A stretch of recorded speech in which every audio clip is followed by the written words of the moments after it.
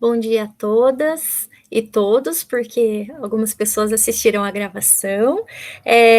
Hoje, então, fazemos o lançamento do livro Viagens pelo Mundo, Turismo e Geografia na Visão Feminina, com a organização da Tatiana Colasanti e da Heloísa Torres. Porém, este livro não seria possível ser realizado sem todas as nossas autoras que aqui estão.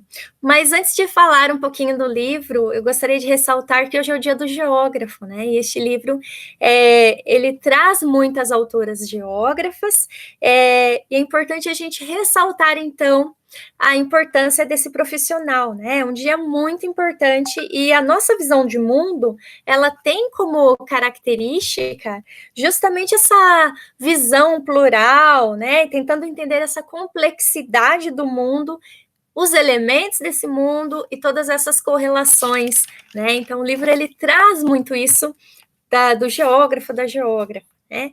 Vale lembrar também que o turismo, ele é o nosso parceiro, né? Dentro da geografia, o turismo é o nosso grande parceiro, né? Nós caminhamos de mãos dadas, não só com o turismo, com as outras ciências. Isso faz com que a geografia também seja tão rica, né? Nós conseguimos fazer esta visão multi-interdisciplinar, né? Então, por isso, escolhemos esta data, o Dia do Geógrafo, para fazer o lançamento. Eu gostaria de pedir para a professora Tatiana Colasanti que apresentasse para a gente essa coletânea tão importante. Bom dia a todas e a todos. Agradeço a parceria com a professora Heloísa, da UEL.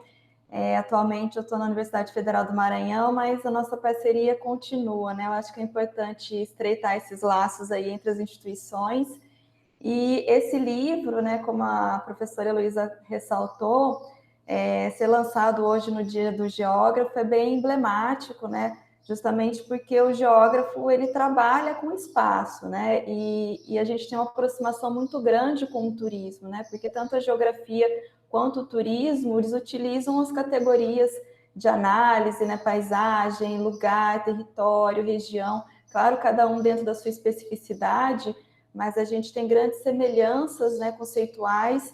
E então esse livro ele traz essa visão das geógrafas e também de turismólogas, mestras também em geografia, a partir das suas viagens. Então as viagens para o geógrafo têm essa importância dos trabalhos de campo, da análise, né, socioespacial, e para o turismólogo também.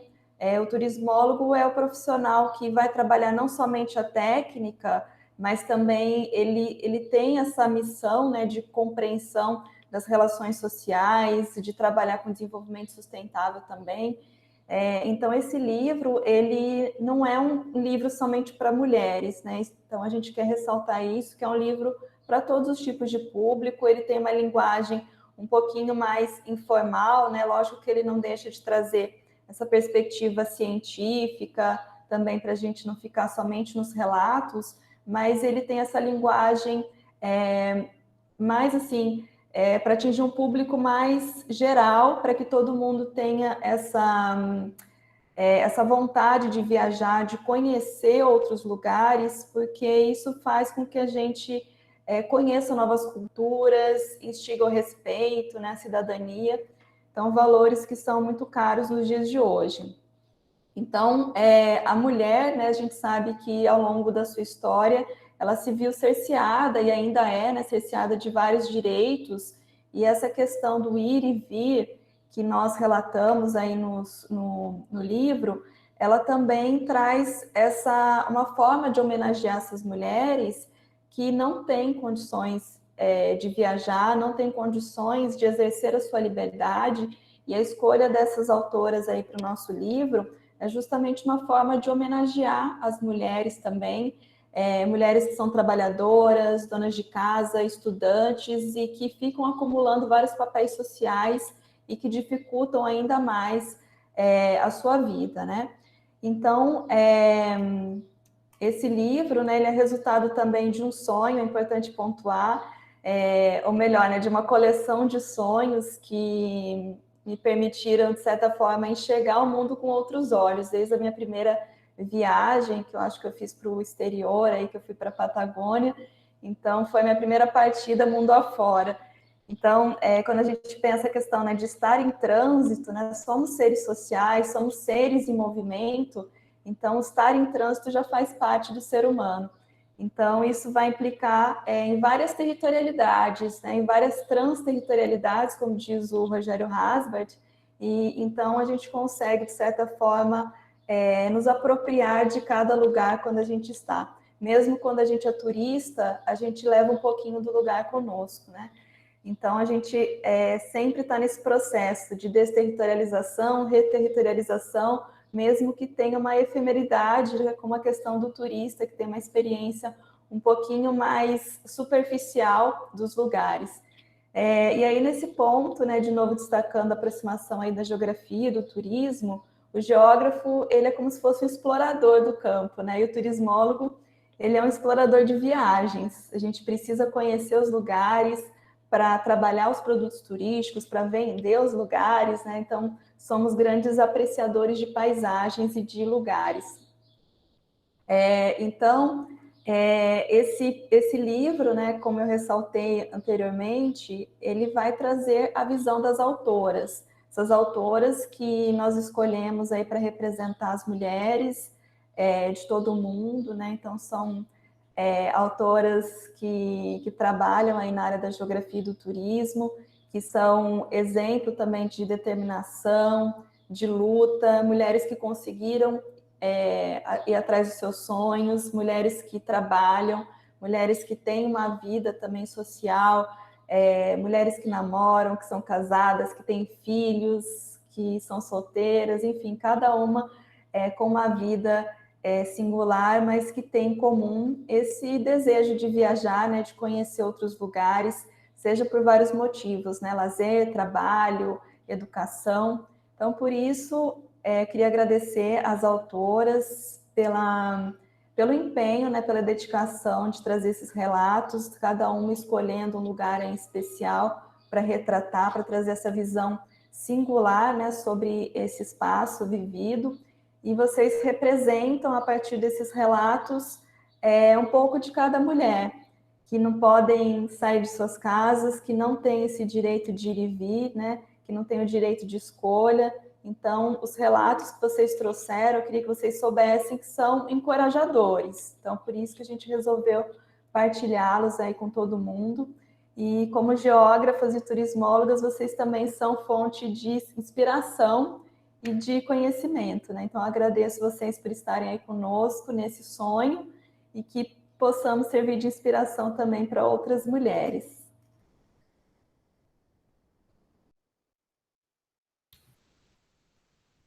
Agora eu vou apresentar um pouquinho do nosso livro. Bom, esse livro também, ele buscou trazer o relato de vários países também, né? Eu acho que é interessante pontuar que a intenção seria abranger um leque muito diferente, né, de recortes espaciais. Mas a gente não conseguiu, né, nesse primeiro volume, mas a gente já está pensando em outros volumes, principalmente focar nas questões do Brasil também, né? Mostrar que aqui no Brasil a gente também tem vários lugares para conhecer, vários lugares para serem mostrados, mas nesse primeiro volume a gente acabou focando mais nas experiências no exterior. Então, temos aí, no primeiro capítulo, Memórias de Lleida na Espanha, da Patrícia Helena Milani. No segundo capítulo, a Carla Stipe vai trazer 10 dias em Havana, Cuba, dicas turísticas e breves considerações no âmbito econômico-social sobre a capital caribenha. No terceiro, temos a Natália Michele Villa, revisitando Memórias da França. No quarto, a Heloísa Cristiane Torres, Turquia, de Constantinopla a Capadócia. No quinto, temos aí a autora que vos fala, né, pelas trilhas de Humboldt no Equador, Cosmovisões da Metade do Mundo. No sexto, a Fran Ribeiro, né, Vida em Trânsito, Olhares e Vivências em Luanda. E o último capítulo fecha com a Leia Aparecida Veiga, que ela trabalha com Portugal, na Escola da Ponte em Portugal, Exercício da Autonomia e Liberdade de Ser. Então, a gente vai convidar aí cada uma das autoras para se apresentarem, né, e também falarem um pouquinho da sua experiência na elaboração desse artigo e também um pouquinho da vivência, né, nesses países. Como eu falei, algumas viveram, algumas tiveram uma experiência mais como turistas, então são diferentes modos aí de vivenciar essas diferentes realidades aí do espaço mundo, né? Então, vou chamar aqui a Patrícia Helena Milani, que abre aí o nosso livro, né, com Memórias de Lleida, Espanha. Bom dia a todos novamente. É um prazer muito grande estar aqui nessa manhã, justamente no dia do geógrafo, da geógrafa. E eu agradeço muito, agradeci várias vezes, conversei com a Tatiana e agradeço novamente aqui em público, né, da possibilidade, né? Eu achei a ideia de vocês muito boa, brilhante, e depois lendo a apresentação que vocês fizeram do livro, né, eu acho que teve mais sentido para mim o objetivo de vocês, né? Eu acho que talvez nas nossas vozes se fazem presente tantas outras vozes, né? Então, acho que essa foi uma intenção muito interessante e que venham outras vozes, né? Eu acho que essa também é a intenção, que possa aparecer outras vozes, né? Das periferias, do Brasil, do mundo, para que outras mulheres também ouçam essas vozes caladas por muitos anos, né? Obrigada, viu, Heloísa, professora Heloísa e professora Tatiana, e parabenizo todas as autoras aqui presentes. Tatiana, muito linda a sua fala, né? Eu acho que nós, como seres humanos, né, somos pessoas em trânsito, e talvez muitas das nossas ansiedades que a gente vem passando por esse tempo, seja por conta que isso foi cortado, né? E essas relações sociais, por mais que a gente venha estabelecendo assim de modo online, de modo remoto, não há troca de energia, né? Aquela solidariedade humana que a gente reconhece no chão, né? No espaço geográfico. Então, eu acho que veio num momento, inclusive, de relato de viagem, no momento que elas não estão existindo mais, né? Então, eu achei que são vários processos que evidenciam coisas muito interessantes. Então, parabéns para vocês a iniciativa, tá? Bom, eu sou a Patrícia, eu sou professora da Universidade Federal do Mato Grosso do Sul, campus aqui de Três Lagoas. Sou professora do curso de Geografia, minha formação é toda na Geografia. Fiz o doutorado com a Tatiana em Presidente Prudente, na Unesp de Presidente Prudente. Hoje atuo aqui na UFMS no curso de graduação e pós-graduação, mestrado e doutorado em Geografia. E escolhi fazer sobre Lleida, Espanha, porque foi uma cidade para mim que ela passou a ser um lugar cotidiano, para usar os termos do Rogério Hasbert, né? Não um lugar viajante, que é aquele lugar que a gente passa e desenvolve mais um olhar turístico. A Lleida, para mim, não foi um lugar turístico, mas foi um lugar que eu vivi durante alguns meses como parte do meu doutorado. E eu valorizo muito o saber cotidiano, né? O saber por meio da nossa própria vivência no espaço, né? Num determinado espaço-tempo. Então, por isso que eu escolhi falar sobre os microespaços e sobre as relações sociais desenvolvidas em Lleida, né? Então, eu dividi o texto, foi muito bom escrever, porque faz alguns anos já que isso aconteceu, e a gente, claro, revive, né? Começa a ir atrás das fotos, até comentei com a Tatiana, como que a gente revive muito isso, né? E aí foi muito bom reescrever, e eu dividi o texto em partes temporais, né? Até chegar no Natal, que eu vivi lá, com as tradições, né? E até o momento que eu vim embora, e aí foi a despedida das pessoas que me ajudaram naquela adaptação. E aí entra muito a questão da identidade, né? Eu estava em outro país, e as minhas amizades eram com brasileiros, né? E uma mexicana. E o quão isso foi importante para mim. Então, eu descrevi os espaços, as pessoas, as relações, como essas relações me ajudaram na adaptação, como num país diferente, a gente de fato é estrangeiro e fica procurando, né? A gente acha que não quando vai, mas a gente fica procurando elementos que nos remetem de volta para casa.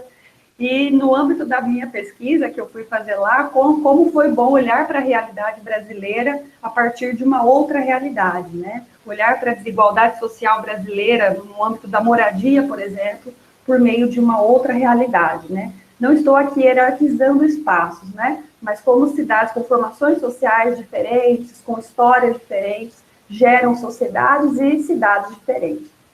E esse texto também foi muito interessante, porque eu pude usar, né, um pouco de uma epistemologia que eu venho me inspirando bastante, que é a epistemologia feminista, que vem dando origem, vem ajudando a formação das geografias feministas, né? Bastante encabeçada aqui no Brasil pela professora Jocely Silva, de Ponta Grossa. E aí, as geografias feministas, elas impulsionam a gente exatamente a escrever dessa forma, né? A se colocar no texto. Porque essa linha de pensamento, ela defende que não é só o estudo de gênero, não que isso seja pouco, mas é a posicionalidade do pesquisador, inclusive no texto. Então, eu acho que escrever, né, em primeira pessoa, como vocês pediram, né, solicitaram, faz a gente da geografia, né, se posicionar e se colocar no texto. E que todo mundo que escreve tem uma corporalidade, né? E como essa corporalidade, ela influencia tanto na forma como você vive no espaço e na forma como você escreve. E aí eu acho que todos os capítulos, né, vieram também nesse sentido, de mudar, né, um pouco o enfoque da escrita e também na forma como se escreve, né? Olha, eu sou um corpo feminino que estava naquele espaço e como eu vivi aquele espaço. Então, eu testemunhei esse espaço em determinado tempo. Então, foi muito interessante porque me possibilitou também dialogar com essa perspectiva. Então, era isso, né? Eu acho que foi muito bom, agradeço novamente e espero que vocês façam outras, né, coletâneas que tenham esse mesmo brilhantismo. Obrigada, viu? Obrigada. Pode chamar de Pati, né? Não tem Pode. como chamar, né? Então, eu acho que é interessante a gente pontuar. Eu não sei, vou sair um pouquinho do script, tá, Elo? Várias questões aí que ela colocou, né? Eu acho que realmente essa questão aí da pandemia que a gente está vivenciando, né? A gente não pode deixar de falar, né? Inclusive, a Paty até pontua no texto, né? No finalzinho, né? Que a gente está no período da pandemia. E realmente escrever, né, esses relatos, né, em tempos de pandemia nos traz assim várias sensações, né, de pensar em quando a gente vai voltar a fazer essas viagens, né, ter essas experiências que por enquanto estão virtuais e que de certa forma nos trazem esse distanciamento, por mais que nos aproximem, né? Então aqui cada uma está falando aí de um lugar diferente, mas ao mesmo tempo nos distanciam tanto, né, dessas experiências aí corporais, né? E então realmente o texto da Patrícia, ela traz essa leitura, né? Ela pontua muito bem essa questão do espaço, do corpo, né? E realmente quando a gente falou de trazer essa leitura na primeira pessoa, foi justamente isso, né? Para sermos sujeitos mesmo das nossas ações, das nossas viagens, porque quando a gente trabalha com pesquisa, geralmente isso fica muito distante, né?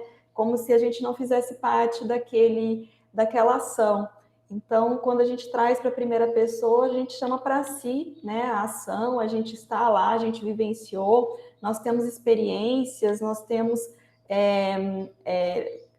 questões, né, que implicam aí nas nossas decisões de vida ou não. Então, não tem como a gente não ser neutro, né, nas nossas escolhas. Então, eu acho que é bem interessante aí as questões que a Patrícia trouxe aí no texto, né? E obrigada aí pela sua fala. Não sei se alguém quer comentar alguma coisinha. Eu queria agradecer a Patrícia pela contribuição a todos, né? Não só ao livro, mas a todos que terão acesso ao livro, né? E uma coisa que você traz, né? Essa questão da primeira pessoa, né? Que você talvez todas talvez tenham estranhado um pouco, né? Esse nosso pedido, né? Da narrativa em primeira pessoa, mas é justamente porque cada uma fez uma viagem, essa viagem é sua. Esses dias mesmo, numa atividade do estágio, estava a Carla também, e começamos a conversar sobre Cuba. E ali ficou muito nítido, né, Carla? A Carla fez uma viagem a Cuba, eu fiz uma viagem a Cuba. Cada uma de nós com a sua visão, com a sua percepção. Isso é muito rico, né? Então, já de quando eu comecei a conversar com a Tatiana, já faz tempo, né, Tati? De trazer as narrativas de viagens, a gente já tinha essa ideia de que fosse em primeira pessoa, né? Bem isso, essa nossa percepção enquanto pessoa, enquanto mulher, porque também as mulheres fazendo as viagens é muito diferente do que um homem fazer uma viagem. Pensa um mochilão de um menino, de uma menina, como é diferente, né? Vamos colocar assim, né? Até da questão da segurança, né? Em muitos momentos, e isso é muito gostoso da gente ver, né? A visão de cada uma de nós, né? Dentro dessa complexidade também. Não sei se mais alguém quer falar alguma coisa relacionada ao da Paty. Olha, acho que a gente já pegou o gancho aí para falar da Carla, né? A gente começou a falar de Cuba. Bom, agora nosso próximo capítulo é o da Carla Stipe, 10 dias em Havana, turismo e breves considerações no âmbito econômico e social sobre a capital caribenha. Eu acho que da Carla foi assim encomendado, né? Se você vai escrever sobre Cuba.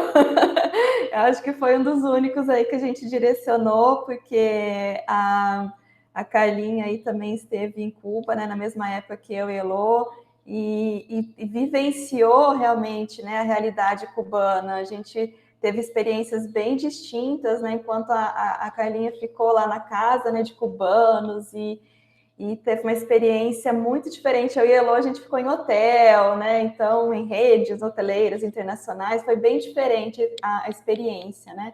Então, eu falei assim, a Carlinha vai ter que escrever sobre Cuba, que eu acho que vai trazer um relato bem interessante. Então, a Carlinha também é mochileira, viaja aí com a filha, que eu admiro bastante, né? Uma pessoa muito corajosa, que vai e realmente viaja, se joga mesmo, né? Então, eu queria trazer agora a fala da Carla, um pouquinho sobre Cuba, e você pode se apresentar, Carlinha. Oi, bom dia a todas novamente. Primeiramente, agradecer, né, a professora Tati, a professora Heloísa, que foi minha professora no mestrado também, em Geografia, pelo convite, escrever sobre Cuba, me fez relembrar a viagem que eu fiz em 2015, né, em detalhes, e foi uma experiência muito rica para mim escrever esse capítulo. Gostaria de agradecer o convite mesmo. A minha formação, eu sou advogada, sou mestre em Geografia, e atualmente eu sou graduanda do curso de Geografia da Universidade Estadual de Londrina.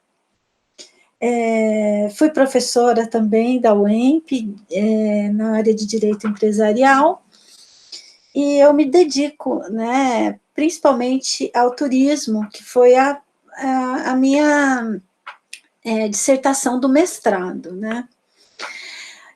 Quando me convidaram para escrever sobre Cuba, na realidade, eu escrevi sobre Havana, porque a minha viagem, ela foi uma imersão na cidade de Havana. Eu não saí de Havana. Eu passei 10 dias em Havana. Na realidade, a priori, eu fui para Havana para apresentar um trabalho de mestrado no EGAL, né, que é o Encontro dos Geógrafos da América Latina. E daí, quando eu me inscrevi nesse EGAL, eu já fiquei imaginando como que seria essa minha viagem, porque todo mundo sabe que Cuba é caro, né? Cuba é uma viagem cara, ela não é uma viagem barata. E aí eu fiquei imaginando uma maneira de poder conciliar o útil ao agradável e poder fazer uma imersão para conhecer realmente o povo cubano. E aí eu descobri que a gente poderia ficar, né, alojados em casas de cubano, que o governo ele dá essa possibilidade para cubanos receberem os turistas na casa. E foi, assim, muito gratificante, porque eu fiquei na casa de 2 professores aposentados da Universidade de Havana, e que participaram da Revolução Cubana, assim, ativamente. Eles alfabetizaram, porque em 2015, quando eu fui, Fidel Castro ainda era o presidente de Cuba. Então tem toda uma diferença de quem vai para Cuba agora, eu entendo, de quem pegou a época do Fidel, lógico. E assim, a revolução é muito presente, né? A Revolução Cubana no dia a dia do cubano. E eles, cada café da manhã era uma aula de história, porque eles contavam como que foi esse processo de alfabetização do povo cubano. Porque o Fidel Castro, ele tirou o professor universitário da universidade e colocou ele nos rincões de Cuba para poder alfabetizar a população. E em 3 anos, a população, apesar da ilha ser pequena, em 3 anos a população inteira estava alfabetizada. E assim a gente percebe como é forte essa questão da educação em Cuba. Né? Você não vê crianças na rua, né? As crianças estão devidamente na escola, uniformizadas, se alimentando.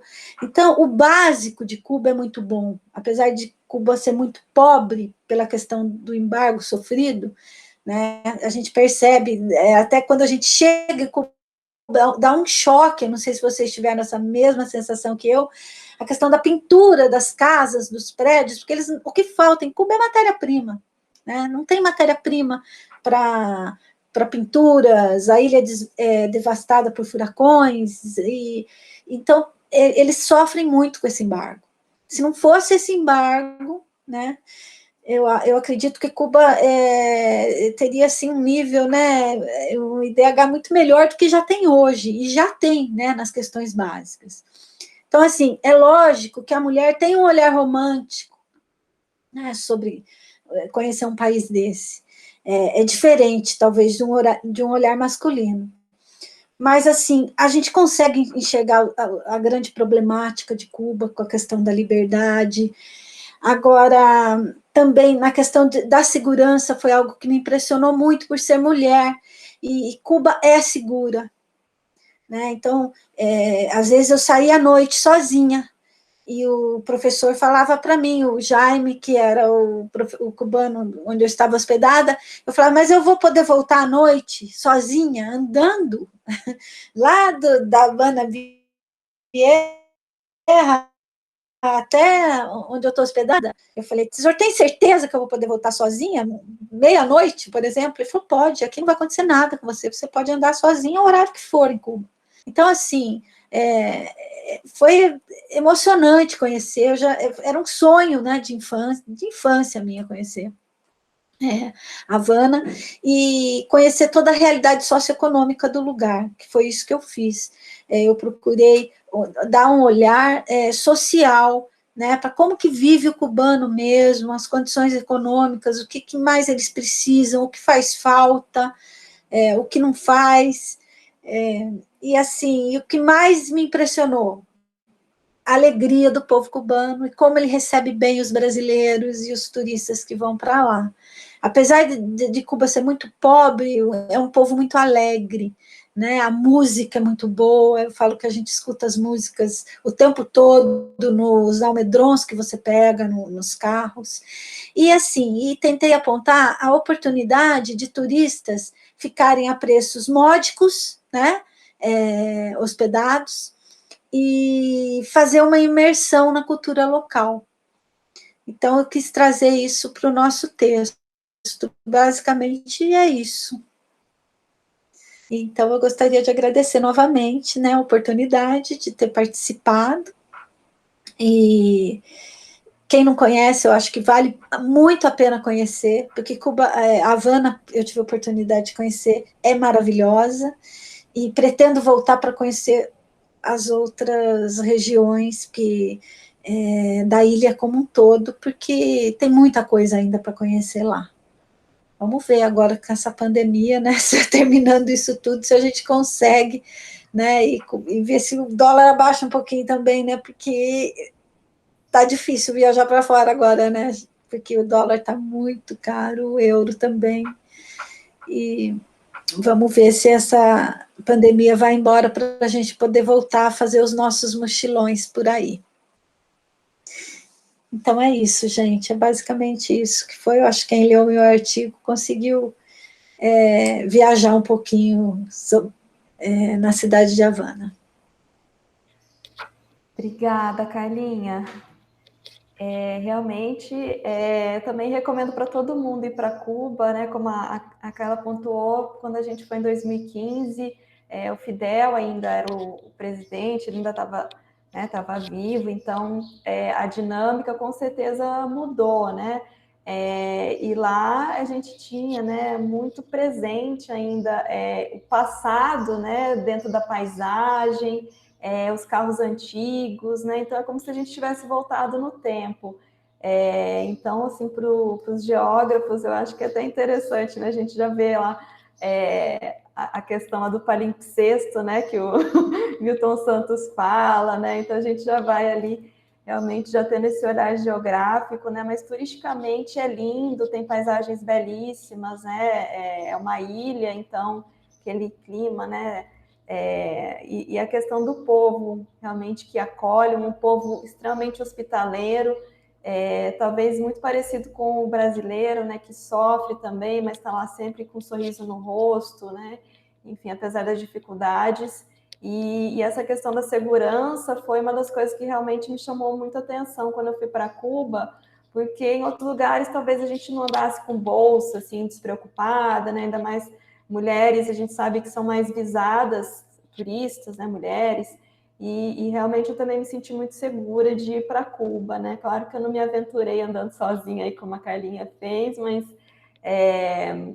realmente a segurança, essa questão de não ver pessoas pedindo dinheiro na rua, né? Como a gente vê aqui no Brasil, né? As pessoas dormindo nas ruas enfim, a gente vê que é um país também que investe em educação a todo momento. Eu via lá as crianças na escola, então isso também foi uma coisa que me chamou muito a atenção.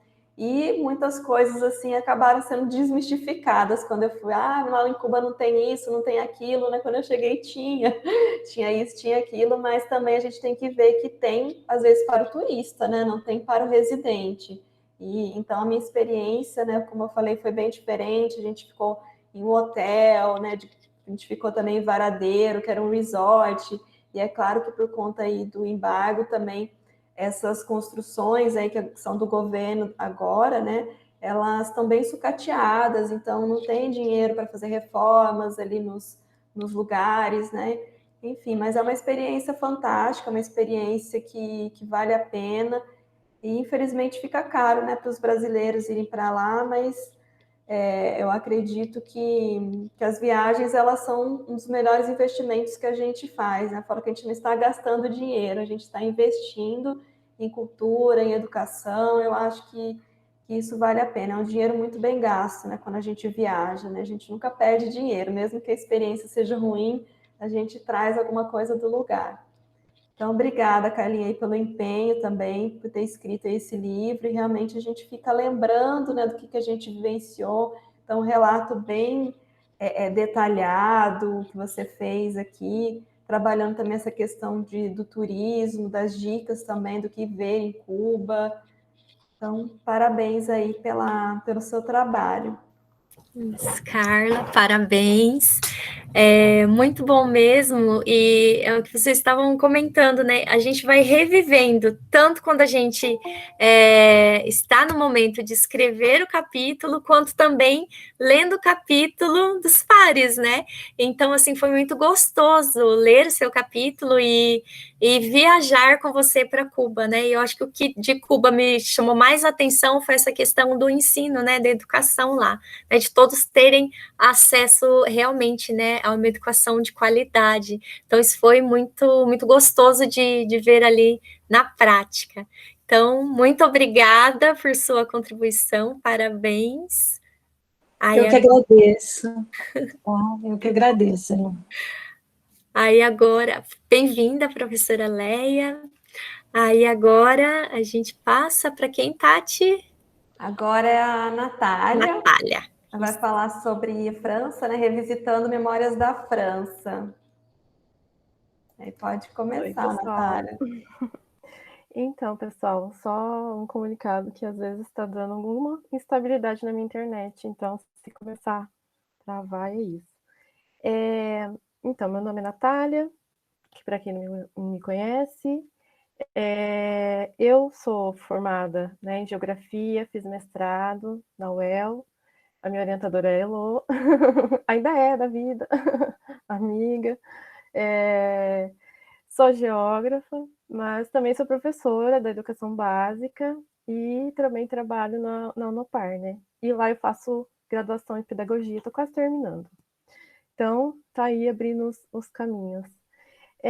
Sobre a minha viagem em si, ela foi um pouco diferente, na verdade, porque o objetivo, na verdade, não era ir para a França, mas foi lá que eu fiquei a maior parte da viagem.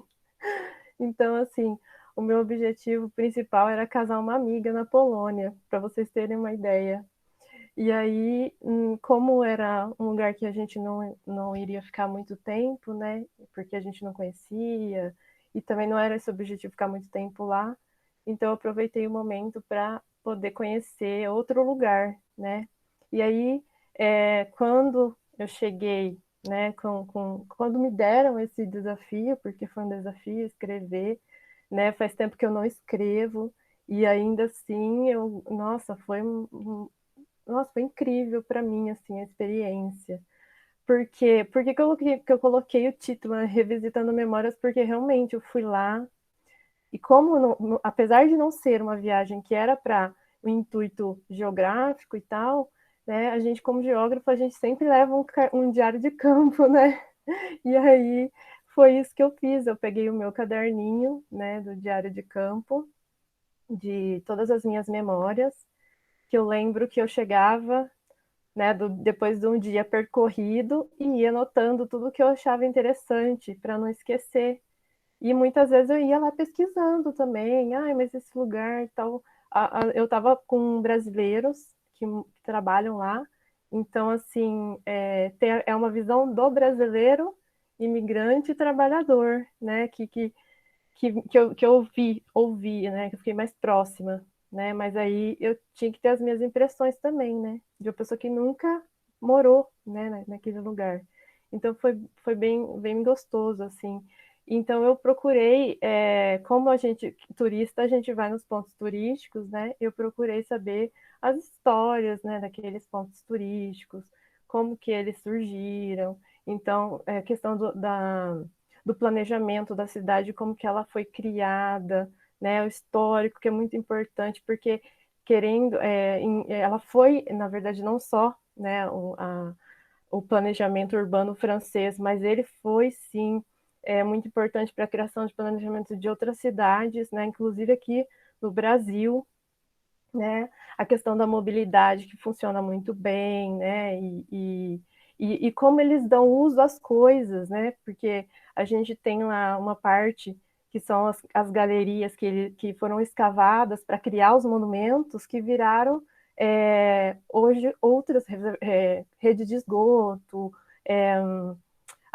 lugar de depósito de ossadas, que são as catacumbas, então eles foram dando novos olhares, né, novos usos para esses lugares, né, e eu achei super interessante.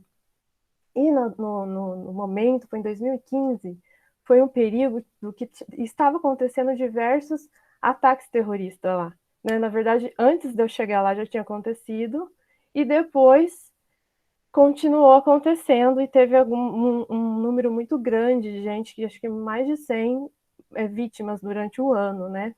E assim, franceses, imigrantes, enfim, né?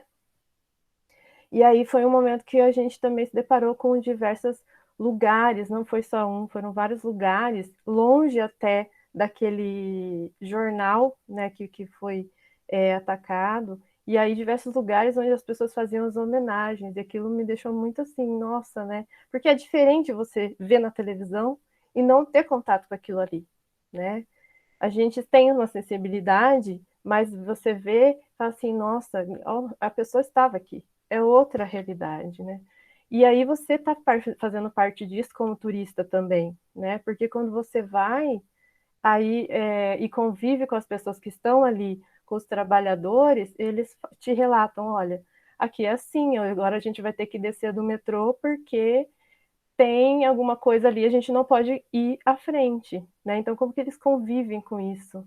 É muito interessante. Então, em diversos momentos a gente passou por isso também, de a gente ter que sair do metrô, pegar outra linha, porque tinha alguma sacola parada lá e ninguém sabia o que que era. Enfim, então é muita segurança, né? Coisa que a gente não convive no Brasil, assim, porque a gente não tem esse tipo de situação, né? Mas que é interessante. E aí também achei muito interessante as questões de como eles conviviam com a arte, com a música, como eles valorizam isso, apesar de a gente saber da necessidade, mas assim, é outra cultura, né? A cultura, né, de um povo mais desenvolvido economicamente, e que como que eles conseguem, como que eles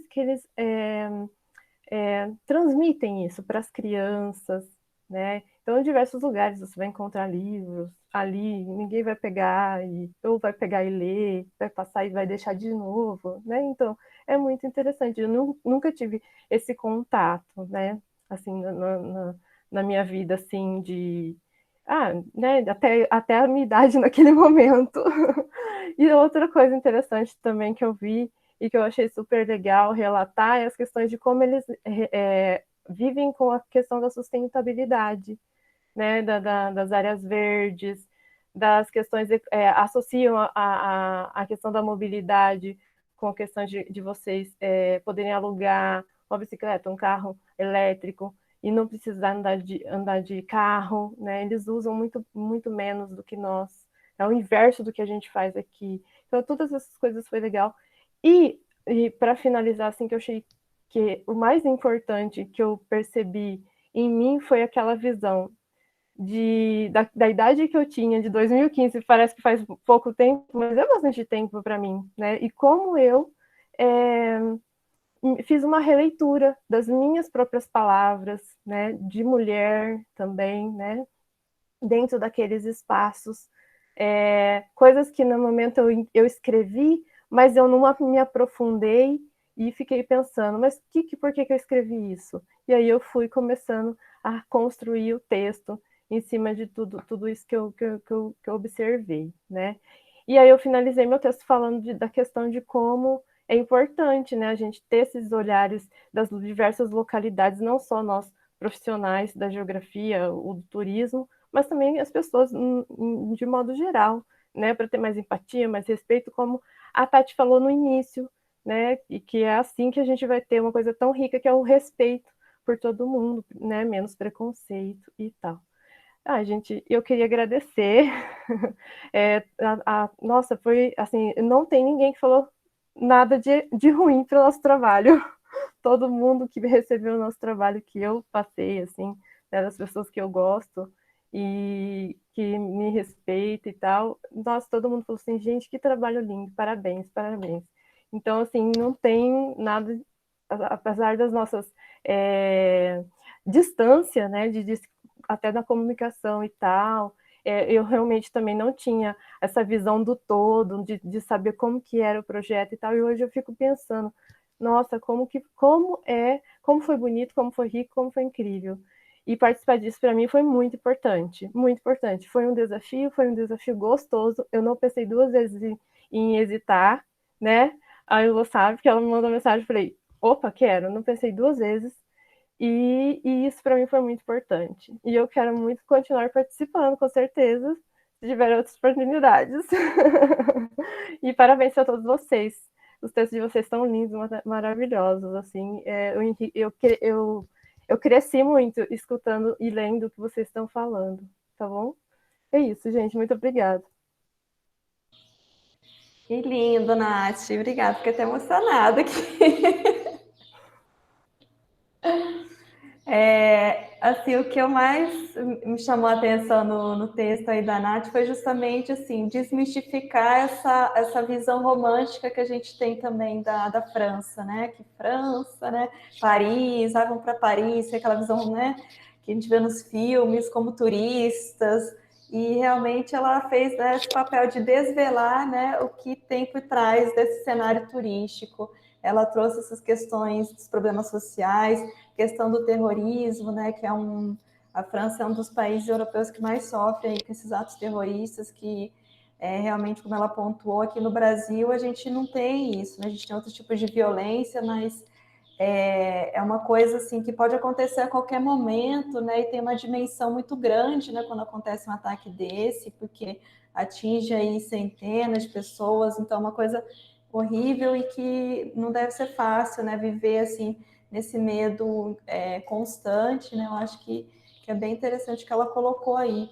E ela também traz aqui no texto essa importância da França para a geografia também. Eu acho que eu vou ressaltar aqui, como a gente está no dia do geógrafo, né? Como que a geografia francesa foi importante para a nossa geografia brasileira, né? Então ela pontua isso aqui no texto, que realmente grande parte aí do nosso legado aí como geógrafos vieram aí, né, do Vidal de Lablache, né? Enfim, que acabaram nos inspirando, né? O Pierre Monbeig, que ela também pontua aqui. E, enfim, só quero parabenizar, e não parece que você teve dificuldade, não, porque você escreveu muito bem, assim, a gente realmente vê, né, como que você teve esse olhar, né, para além de estar lá como turista, né, mas de você realmente ter vivenciado, ter procurado explorar nessas diferentes dimensões aí do espaço, né, do cotidiano. E então trouxe assim um relato muito rico assim de como que tanto do planejamento urbano quanto dessas questões sociais, né? Então, parabéns, viu? Carla, você queria falar? Então, o texto dela, eu retornei à mesma viagem, porque eu estive na mesma época lá. E eu senti realmente as mesmas coisas que ela sentiu com relação ao terrorismo. Eu fui logo, olha só, já estava com a viagem marcada, e eu fui uma semana após o atentado do Bataclan e do Lemolan, acho que foi. Foi uma semana depois, e eu senti tudo isso, essa questão de... E sabe uma coisa que eu achei interessante, Natália? Das pessoas lá, dos franceses, é que eles estão muito acostumados com esse terrorismo. Tanto que no hotel que eu fiquei, né, eu fiquei numa área muçulmana, o pessoal falava assim, mas toda semana explode-se uma banca na França. Uma banca, toda semana. É que não é noticiado. Então, assim, muito, né, é muito comum para eles isso. E, assim, eu fiquei só 5 dias lá, e bem assustada, porque a gente realmente não está acostumado, né? Mas muito bom o teu trabalho, tá de parabéns. Acabei sentindo as mesmas emoções que você sentiu. Obrigada, Carla. Obrigada, Nath. Parabéns. Obrigada pela prontidão também, porque foi bem isso. Eu mandei a mensagem, ela... Topo, né? Isso foi muito bom, muito gratificante. Parabéns pelo texto. Ficou muito bom mesmo. Eu acho que eu já sou na sequência, né, Tati? Para falar um pouquinho da Turquia. Então, eu já vou aproveitar o gancho, e só antes deixa eu falar também, quando eu estava lá na França, uma das vezes que eu fui, foi um pouco chocante, porque assim, eu visitei Nice, e eu passei por toda aquela orla, fui sozinha, foi uma das vezes que eu viajei sozinha, e tranquila, e curti, aproveitei uma cidade linda, hospitaleira, e no ano seguinte, aquela mesma orla sofreu um atentado terrível, assim, e eu fiquei depois até repensando, uau, né, por uma fração de tempo, podia ser eu, né, de estar ali, né, então essa questão do terrorismo é algo que pra gente não é muito comum, mas lá eles, realmente eles lidam de uma forma diferente, né, mas, enfim, só para complementar, né? Mas, enfim, a gente viajou com o seu texto, Nath. Foi muito bom, muito gostoso. E você trazer realmente esse resgate, né, dessa nossa geofrancesa também ficou muito bom, muito evidente no seu texto. E, gente, vou falar brevemente sobre a viagem da Turquia, assim como eu virei para a Nath e falei, você topa fazer o texto, comigo e com a Tati é um pouco assim, ela olha para mim, eu olho para ela, Tati, eu vi uma viagem para Topo. A gente não... Então, assim, essa viagem da Turquia foi mais ou menos isso. Eu não sei, acho que foi ela que viu um anúncio da viagem, me falou, eu já nem pensei, topei, organizei férias para ir. E essa viagem a gente fez com um grupo de turismo mesmo, foi um grupo de turismo, 60, 50 pessoas mais ou menos, né, Tati? E assim, só que o nosso olhar não adianta, é de geógrafo. Então, a gente estava todo momento, vocês falaram da caderneta de campo, quem já viajou comigo, sabe que eu ando com a cadernetinha ali o tempo inteiro anotando e pensando, e nossa, isso daqui, nossa, a gente precisa conversar sobre isso depois, a gente precisa publicar sobre isso, né? Só que eu fiz um texto, como eu disse, em primeira pessoa, então bem assim, uma narrativa mesmo da vivência, eu queria trazer a sensação de estar ali, porque Istambul, gente, Constantinopla, é o berço das civilizações. De repente eu estava ali na Turquia, uma pena a gente não conseguiu ir às margens dos rios Tigres e Eufrates, não foi possível, mas assim, é o berço das civilizações, não tinha como eu estar ali e não lembrar das aulas da Encarnação Expósito sobre Urbana, né, de lembrar dos livros de história. Então, quando a gente viaja para países que têm essa importância histórica, é algo assim, você se sente num livro de história, né? Você se sente mergulhando no livro de história. Então, né, você estar ali falando, nossa, eu estou em Constantinopla, é isso mesmo, né? É uma emoção muito grande, né? Então, o meu texto, ele ficou mais voltada a um pouco essa questão das emoções, assim, eu não fiquei tão voltada, talvez, para o nosso resgate mais geográfico, mas trouxe também, né? Então, assim, foi um grande presente na minha vida ter visitado, né, a Turquia, e é um país, né, ele é uma parte Europa, uma parte Ásia, também tem essas divisões interessantes, esses marcos. Eu falo que eu gosto muito de marcos, assim, as linhas e Greenwich e Equador, eu gosto desses marcos, né? Igual ali, uma hora você para a direita você vê um continente, para a esquerda você vê o outro, né? Então, acho que isso é muito gostoso, se a gente for pensar, né, nesse quesito de geografia.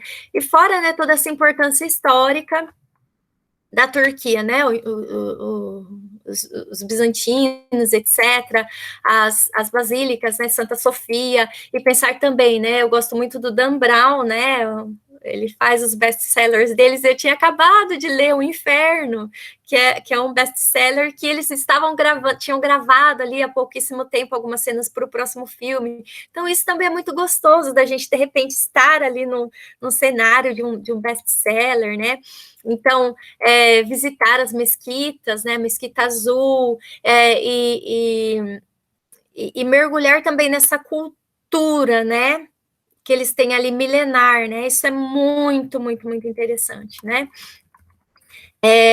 Outra coisa interessante, a Ankara, né, que é a capital, né, essa importância política, né, de alguns...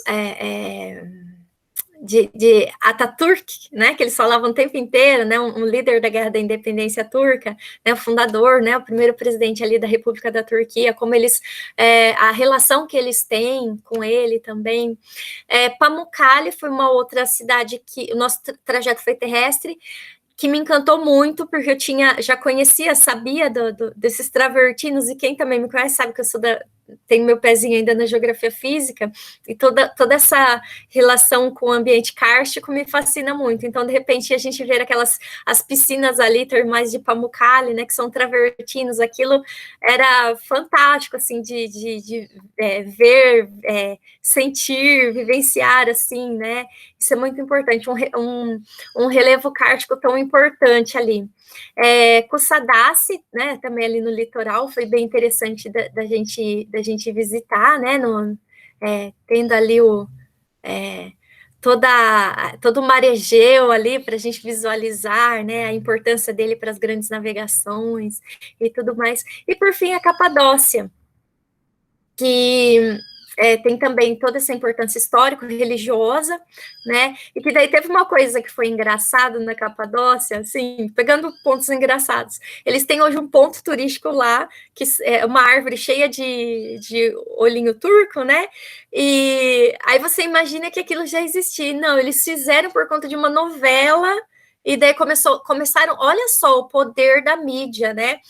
Por conta da novela, os brasileiros começaram a querer visitar a Turquia, e daí eles montaram lá a árvore para que virasse um ponto a mais turístico para esses brasileiros por conta de uma novela, né?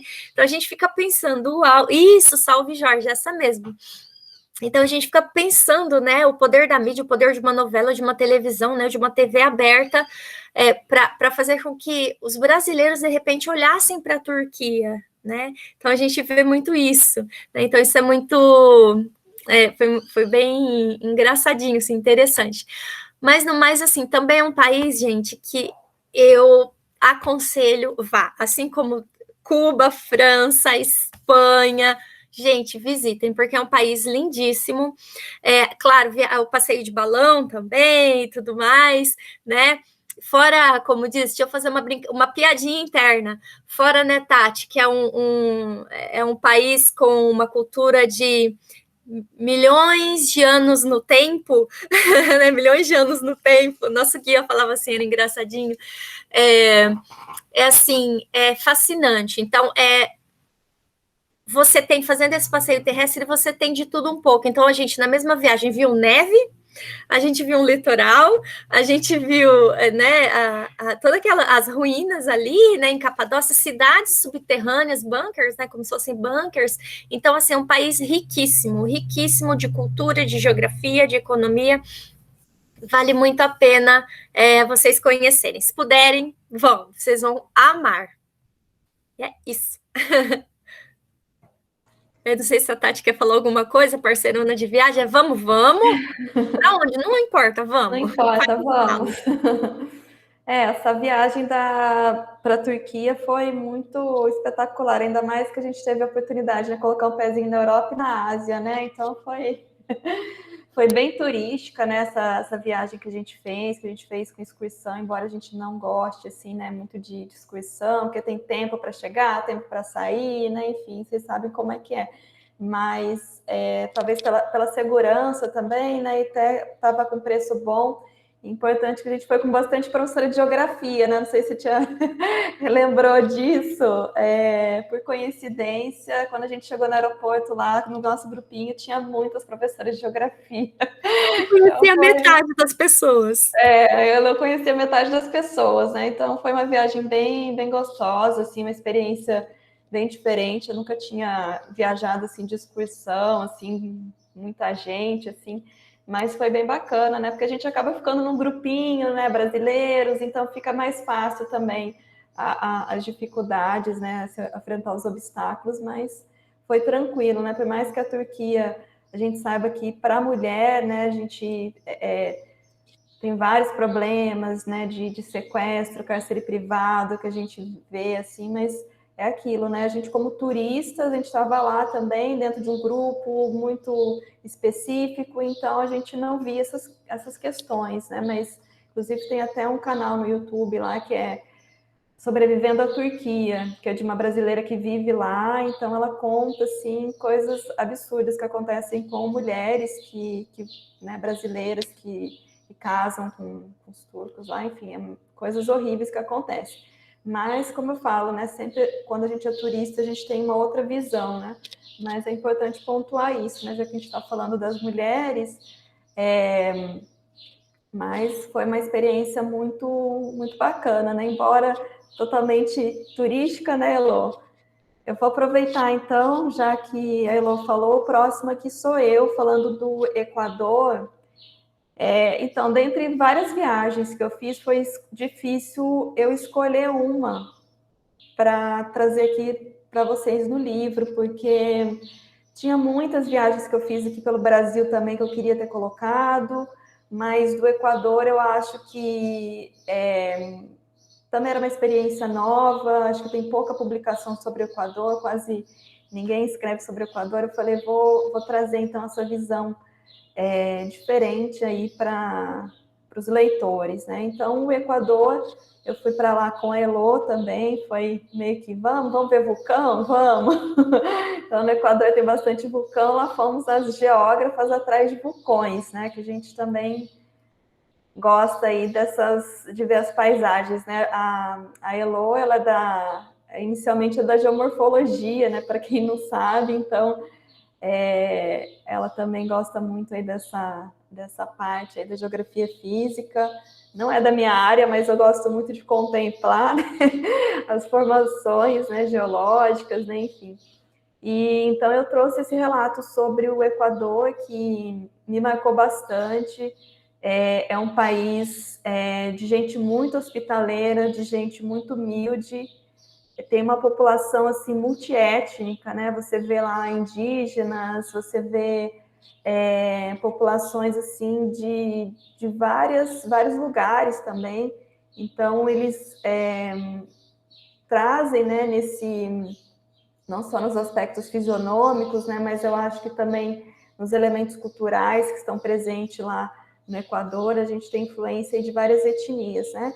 E então essa viagem a gente acabou escolhendo um recorte espacial bem específico, porque como a gente estava querendo visitar alguns vulcões, e o Equador é um dos países aqui da América que mais tem vulcões, e a gente optou por escolher, né, o Equador. E também, como a Elo falou da questão dos marcos, lá a gente tem a linha do Equador e a gente queria também conhecer.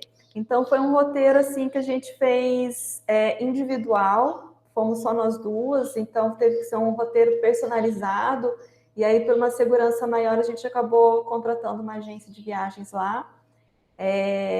Então foi bem tranquila a viagem, foi com os guias locais. Então a gente queria conhecer basicamente a Avenida dos Vulcões, que é uma região onde tem vários vulcões, né, que passam ali dentro desse recorte. Então a gente foi visitando os vulcões. É claro que para os brasileiros a dificuldade maior é a questão da altitude. Então quando a gente chegou lá em Quito, assim como todos os países aí andinos também, eles oferecem aquele chá de coca, porque realmente a gente não está acostumado aí nas alturas. E eles já têm, né, esse costume, para eles é muito tranquilo, enfim, fazer qualquer tipo de atividade, né? Então a gente sente bastante. Mas aí, basicamente, a nossa viagem aí durou, acho que uns 10 dias, mais ou menos. Então, foi uma viagem bem intensa, porque praticamente cada dia a gente estava num lugar diferente. A gente não conseguia, a gente queria ver tanta coisa em pouco tempo. Então, foi uma viagem bem cansativa, mas quando a gente chegou, a gente falou assim, vamos tirar férias das nossas férias, porque foi muito cansativo, mas a gente conseguiu visitar basicamente o que a gente queria. Claro que inicialmente, como eu coloco aqui no texto, eu queria muito conhecer a Ilha de Galápagos, né, até por conta do contexto histórico, né, do Charles Darwin, e também pela questão também das belezas naturais que me atraem bastante. Mas, assim, do ponto de vista logístico, assim, era bem complicado a gente sair de onde estávamos para ir para lá para outro lugar, assim. Então a gente acabou optando pela Avenida dos Vulcões. Então, assim, o Equador, ele é um país caro para os brasileiros, porque ele é em dólar.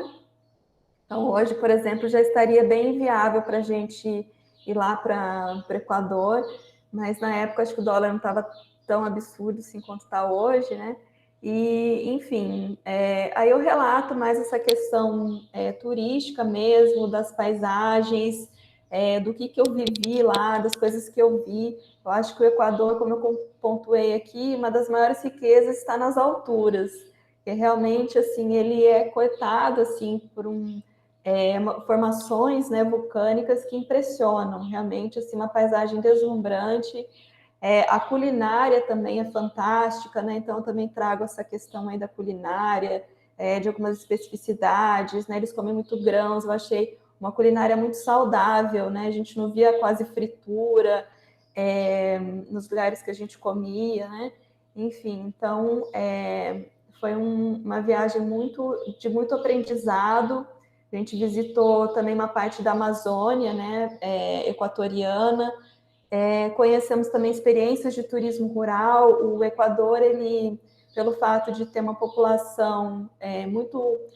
Eu não lembro quanto por cento da população rural, né, mas eles trabalham muito com turismo rural. Então, a gente foi visitar uma propriedade que trabalhava com turismo rural na produção de chocolate, né? Então, a gente acompanhou todo o processo, né, desde a colheita do cacau até a secagem, né, das sementes, processo de moagem, né, enfim. Então, foi uma experiência bem bacana, né, que hoje o turismo, ele também tem muito disso, né, o turismo de experiência, né, hoje as pessoas, elas não querem somente contemplar, elas querem viver os lugares. Então, o turismo hoje, né, claro que na pandemia também a gente tem uma restrição, mas esse turismo mais individual, né, que não está priorizando as massas, ele tem sido mais explorado, e acreditamos aí também que por conta da pandemia vai ser um nicho de mercado aí que vai ser explorado, porque a gente não vai poder mais viajar, né, pelo menos nos próximos meses aí de excursão, né, de grandes aglomerações. Então, esse tipo de turismo de experiência, ele é uma das fortes tendências aí para atividade. Então, a gente conheceu basicamente os principais vulcões que tem lá no Equador, e eu destaco principalmente o Chimborazo, né? O Chimborazo foi uma experiência que eu até coloquei aqui. Eu realmente não tenho preparo físico, né, para aguentar grandes escaladas nem nada, e de certa forma isso me frustrou um pouco, porque eu não consegui subir nenhum vulcão. As minhas experiências foram somente ali tirando foto, porque eu não conseguia, né? Eu acho que a gente também tem que respeitar os limites do corpo.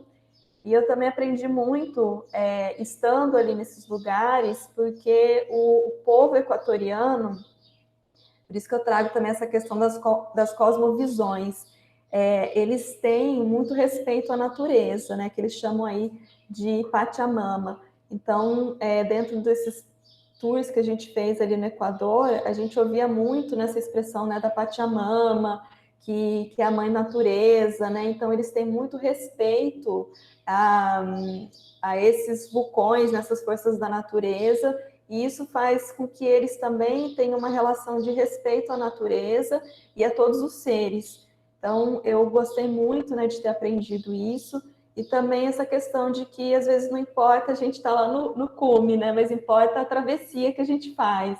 Então, mesmo que a gente não consiga vivenciar todas essas experiências, a gente também, de certa forma, tem aprendizados ao longo de toda a viagem. E aí, em específico, né, foi muito importante para nós da geografia, né, principalmente estar no lugar em que Humboldt esteve, né? Então, Humboldt, que é considerado aí um dos pais aí da geografia, que foi um grande explorador. Nessa época também eu tinha lido o livro da Andrea Wolff, né, que traz a vida de Humboldt, né, que chama A Invenção da Natureza, que é um livro que traz, né, toda essa viagem que ele fez aqui também pela América do Sul, né, enfim. E o contato do Humboldt com o vulcão Chimborazo também, naquela época, né, a gente está falando aí do século XVIII, com todas as limitações de recursos, ele conseguiu chegar ali quase ao topo do vulcão. E então os desafios, né, que eles enfrentaram, né, então a gente acaba de certa forma ficando emocionados, né, de estar ali no lugar onde esse importante estudioso aí da geografia esteve, né, então para mim foi bem interessante. E aí também nós fomos lá conhecer o ponto onde corta, né, a linha imaginária, ali, a linha do Equador, e foi também, é um lugar totalmente turístico, vem pessoas aí do mundo todo, mas é muito interessante a gente fazer as experiências também que eu coloco aqui, né, de você estar ali na metade do mundo. Eles têm vários atrativos que são vendidos em função desse marco, né? Então, é um país assim que traz um aprendizado muito rico, é um povo muito guerreiro, principalmente os povos indígenas que estão ali. E uma das coisas que eu achei interessante é, pelo menos nos lugares turísticos que a gente visitou, nesses parques aí que tem os vulcões, eles fazem questão de que a população local esteja inserida. Então, por exemplo, nos vulcões, quem nos leva lá são pessoas da comunidade local. Então, não são estrangeiros que vão lá explorar. E então, essa valorização realmente da ancestralidade, né, das pessoas que conhecem ali a região, isso é muito importante, né, e faz com que a gente valorize ainda mais esses povos aí e que foram massacrados, né, dentro da história de colonização, principalmente por conta dos espanhóis.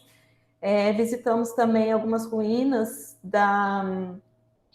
de um complexo arqueológico, né, que eu coloquei aqui, que lembra muito o Machu Picchu, mas é claro que não com o esforço físico que a gente tem em Machu Picchu, né, a gente tem uma contemplação muito mais tranquila, e aí eles contam, né, toda a história ali de um povo também que foi pioneiro, né, nesse processo aí de colonização, que são os canhares, né, que são pouco explorados, que geralmente a gente fala dos incas, mas os canhares, eles foram os precursores ali do processo de colonização ali do Equador.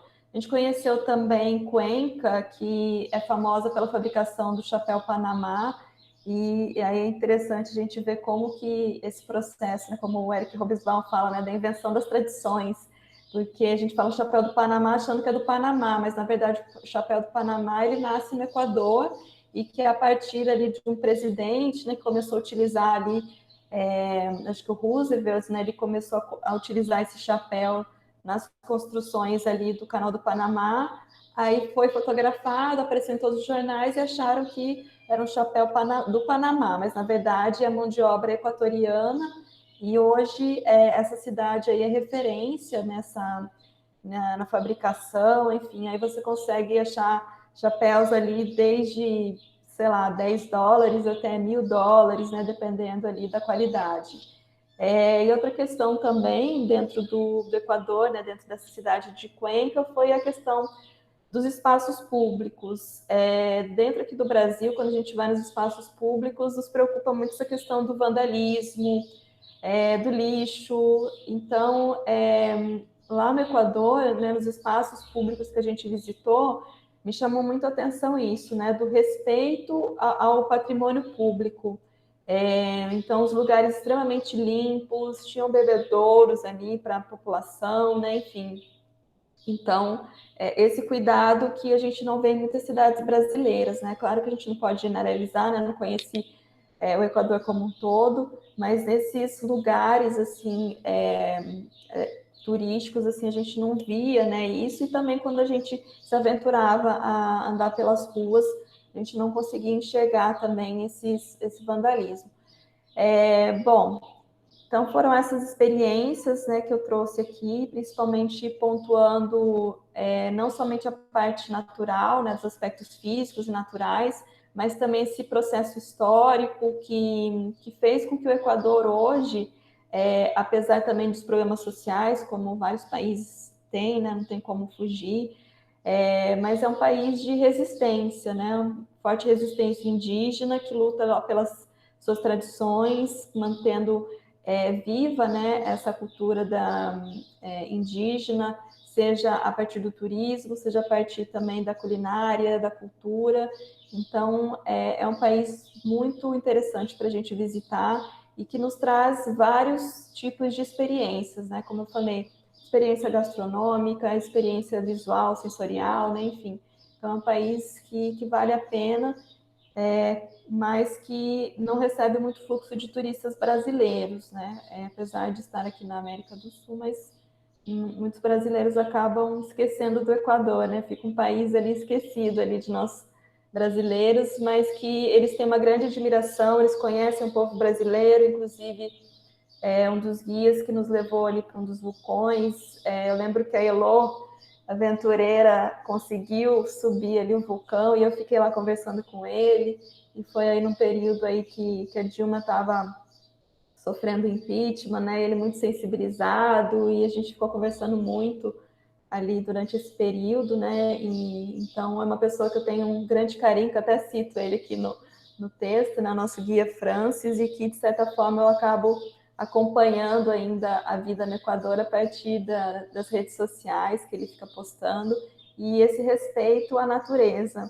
que ele vive fazendo referência, né, ao Taita Chimborazo, que eles falam, né, que é o pai, né, o grande pai Chimborazo, né, enfim, então fica aí esse aprendizado tão rico aí que eu tive e que eu guardo com muito carinho, essas lembranças do Equador, e foi muito prazeroso escrever esse artigo, porque a partir das fotos também eu consegui resgatar essa memória que estava, de certa forma, esquecida.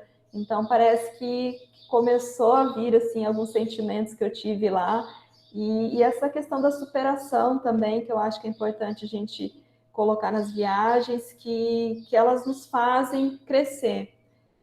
Por mais que não seja, às vezes, como a gente quer, né? Como eu falei, eu queria subir no vulcão, eu queria tirar foto lá, não consegui, mas eu também tive um aprendizado ali, conversando ali com os locais, né? Enquanto a Elo subia, né? Então, também, de certa forma, eu também aprendi alguma coisa ali nessa minha viagem. E é isso, gente. Ai, muito bom, Tati. Reviver o Equador nas suas palavras, lendo. Tudo tem o ônus e o bônus, né? A Tati falou que eu subi, mas também eu perdi parte da viagem, porque daí eu passava mal, daí não curtia a paisagem. Então, assim, né, eu extrapolei, não respeitei muito o meu físico, porque eu queria muito subir, mas paguei um preço alto, né? Que aí depois, assim, eu ficava 1, 2 dias que você não via nada, né? Então, assim, por isso que a gente fala, cada um faz uma viagem, mas, assim, é muito bom. Foi uma experiência enriquecedora, né? Estar também ali onde o pai da geografia esteve, né? A rota dos vulcões ali. Nossa, é incrível, incrível. É um país que realmente vale também a pena conhecer. Agora a gente passa para a Fran, né, Tati? Vamos passar Isso. para a Fran. A Fran que viajou bastante também. Então, a Fran vai falar sobre Luanda, foi um período que ela morou, né, lá na África, então também foi encomendado isso para ela, né, porque durante as aulas do mestrado ela relatou um pouquinho sobre a vida dela em Luanda, e eu achei interessantíssimo. Eu falei, isso aí vai dar um artigo um capítulo de livro. Então, ela traz esse relato aqui bem detalhado também. Então, vou passar a palavra para você, Fran. Obrigada. Eu agradeço muito, Tatiana, pelo convite. A Elo também. Tive aula com a Elo, né? Depois com a Tati, então pude conviver um pouco com as duas e digo que moram no meu coração já. Eu te falei isso no final da aula, né, Elo? Então, a minha formação é turismo, sou turismóloga, eu trabalho mais com essa área ambiental, né, tenho especialização na área ambiental, e essa viagem surgiu em 2009. Antes de viajar, eu trabalhava na área de responsabilidade socioambiental, com turismo, então, trabalhava com cadeias produtivas ligadas ao turismo, pesca, reciclagem, artesanato, e a agricultura familiar. Então, essa perspectiva de gênero, a questão da mulher, sempre esteve presente nos meus projetos, porque quando eu trabalhava com artesanato, centenas de mulheres que estavam envolvidas, eu via como era importante para elas ter uma renda, mas que não tirassem ela do lar, da casa, das atividades, dos compromissos, né, que a maternidade, que a questão da mulher tem. Então, elas tinham que trançar enquanto estavam olhando o feijão no fogo, né? Então, horários de reuniões tinha que ser horário que não comprometesse o cuidado da criança e tal. Então, essa questão da identidade, ela está enraizada, né, na nossa cultura e tudo mais. Então,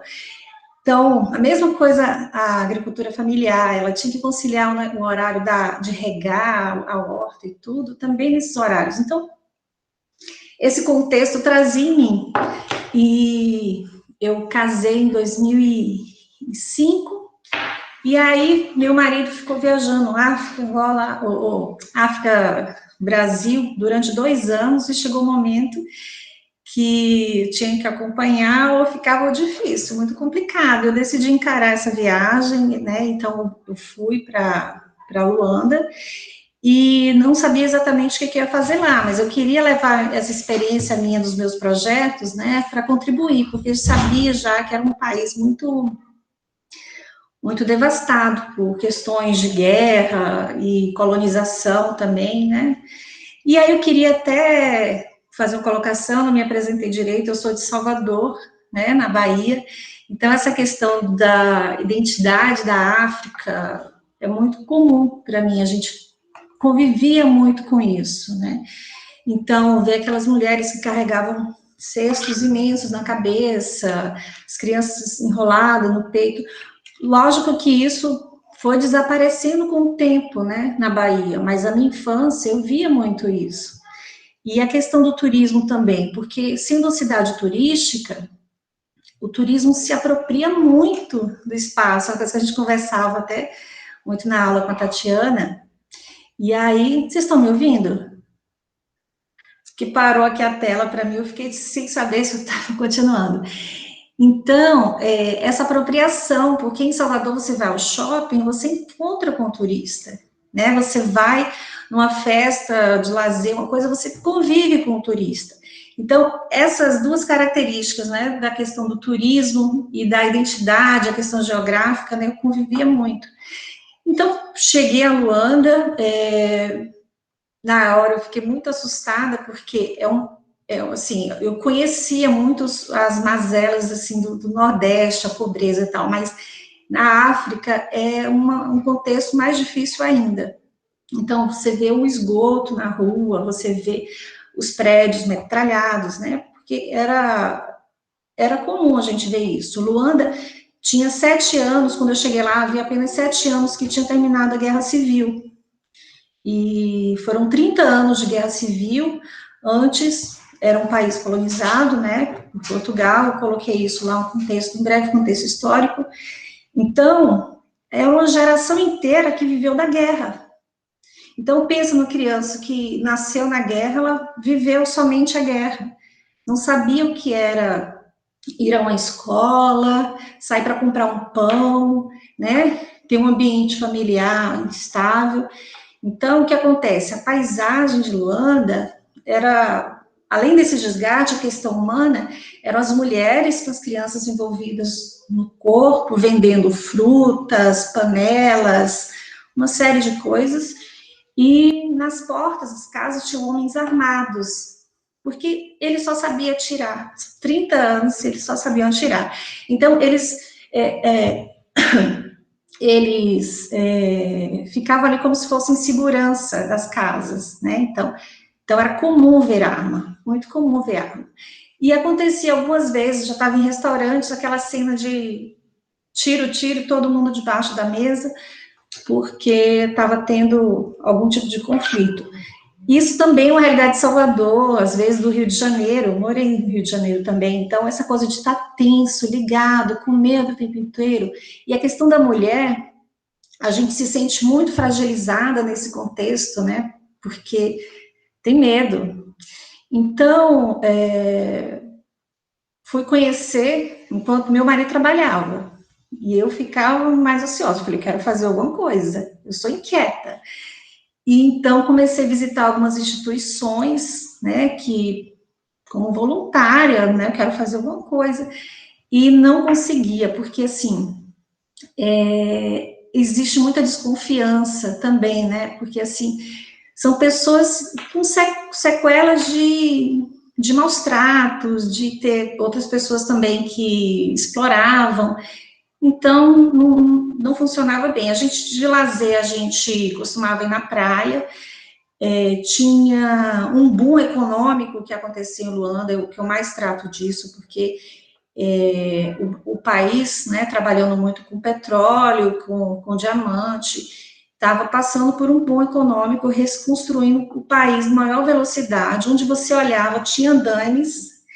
Engraçado que Eu fiz esse link também com Portugal, porque teve um tempo também que eu morei em Portugal, e foi no ano de 2000, foi mais ou menos o ano que eles estavam reconstruindo o país, que eles estavam fazendo a Expo, então também era a mesma coisa, aquele cheio de andaimes, e então lembrava muito esse momento.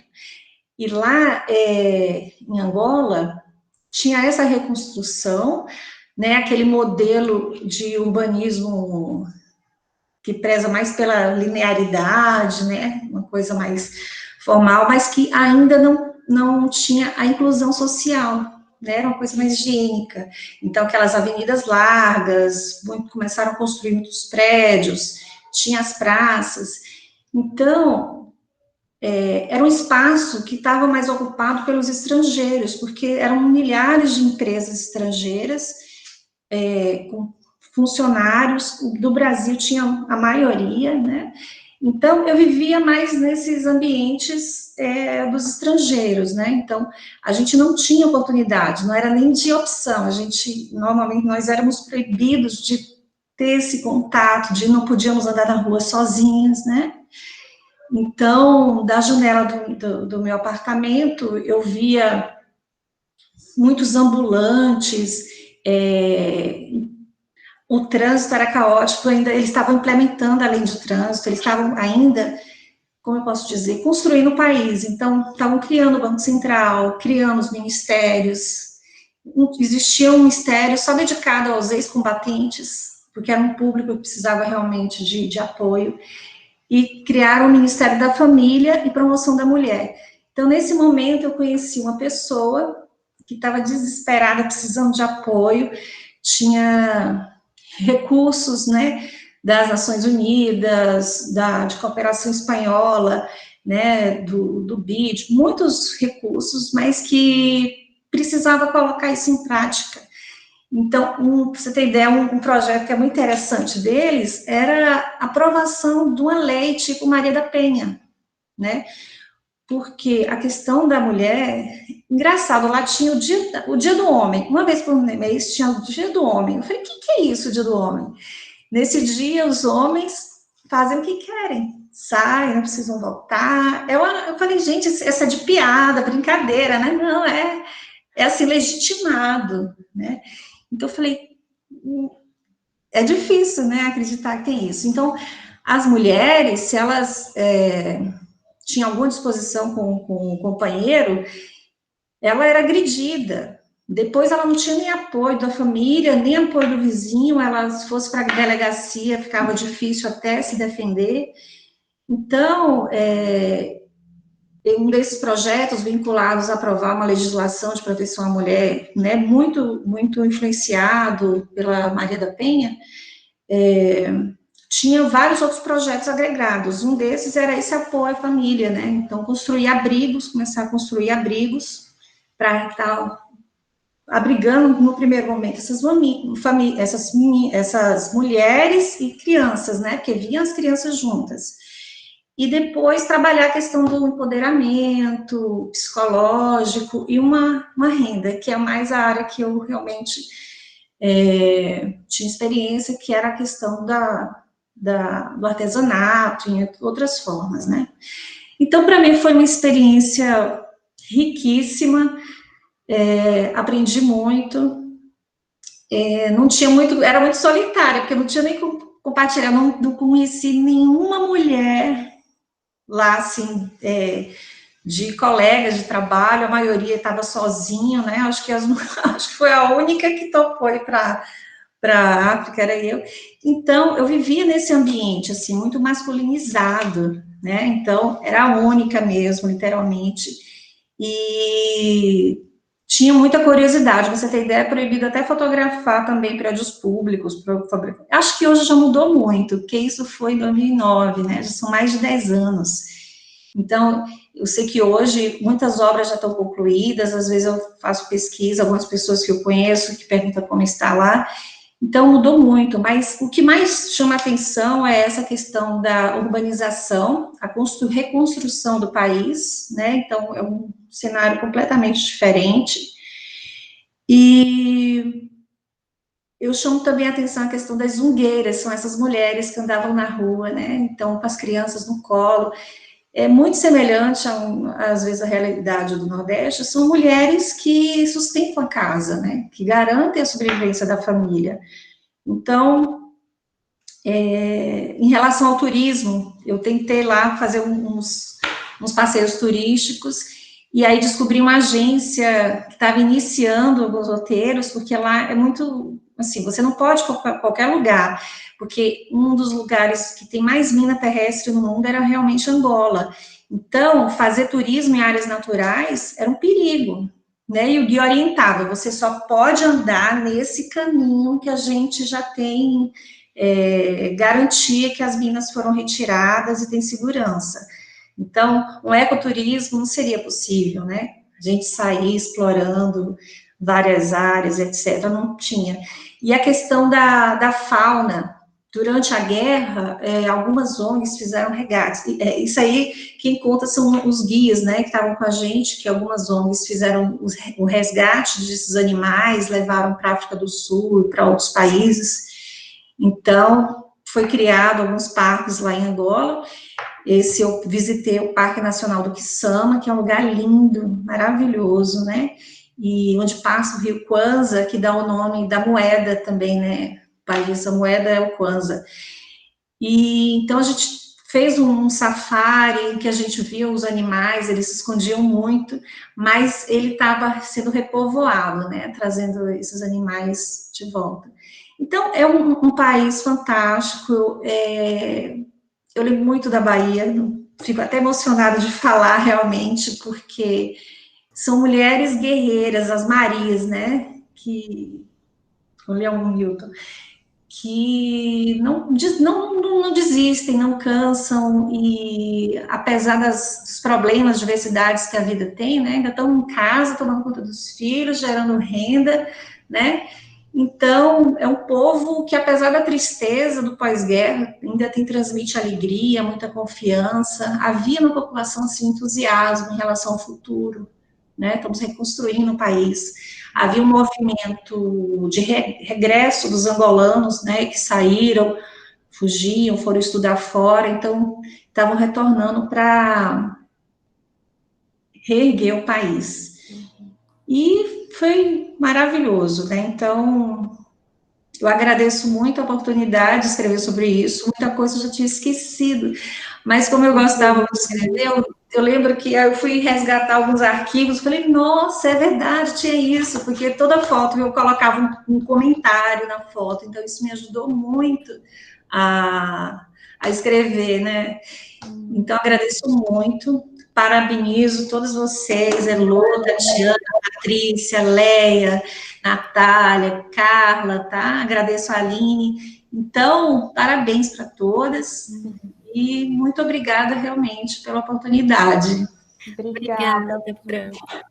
A Quer falar, Tati? Só ia complementar. A Fran, ela já viajou bastante, né? Então, ela tem bastante relatos aí. E quando ela falou da África, como eu ainda não conheço, mas está aí na minha lista interminável aí de viagens, né, que eu quero fazer, eu achei muito interessante esse relato, né, porque realmente é um continente muito, muito sofrido, né, a gente sabe aí pelo todo o contexto, né, histórico, né, enfim.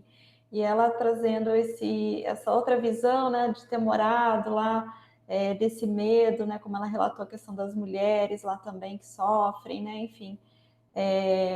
Então, acabou, assim, enriquecendo bastante aí o livro, agradeço muito o empenho, assim, Fran também, ela falou que, eu não sei escrever mais, faz tempo que eu não escrevo, estou enferrujada, mas consegui escrever muito bem aqui o artigo, assim, trouxe informações muito, né, muito interessantes da questão do planejamento, né, que eu não sabia, né, enfim, questão do turismo, né, então tem vários temas interessantes aqui para a gente explorar aqui sobre Luanda, né? Então, obrigada, Fran, pelo empenho, pela dedicação aí, apesar do tempo corrido, você conseguindo ter entregue, assim, um trabalho de bastante qualidade, com bastante detalhes aqui pra gente. Obrigada. Isso mesmo, faço minhas as palavras da Tati, obrigada, Fran. A gente sabe que a Fran tem essa vivência, né, desse período todo gigante, né, gigante assim, mas depois a gente vai ter outros momentos também, né, nos nossos webinários para conversar com mais detalhes, né, vamos até colocar assim, com o tempo e com a calma necessária que cada uma merece, porque precisa, né? Não vai ser só 5, 10 minutos, não. Teremos um momento maior aí de conhecer com detalhes, com fotos e tudo mais. E eu vou passar a palavra para a professora Leia Veiga, que fez um resgate da Escola da Ponte, que também eu tive a honra de estar junto no período, né? Então, isso é muito, muito gostoso, né? De rever a Escola da Ponte pelos olhos da Leia. Bom dia a todas. É um prazer estar aqui com vocês.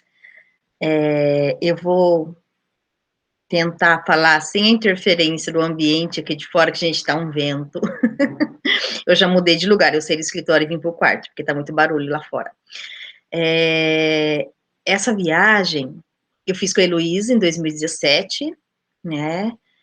Morrendo de medo, porque eu sou medrosa de viajar assim, com poucas pessoas. Aí fomos eu e a Elo, né?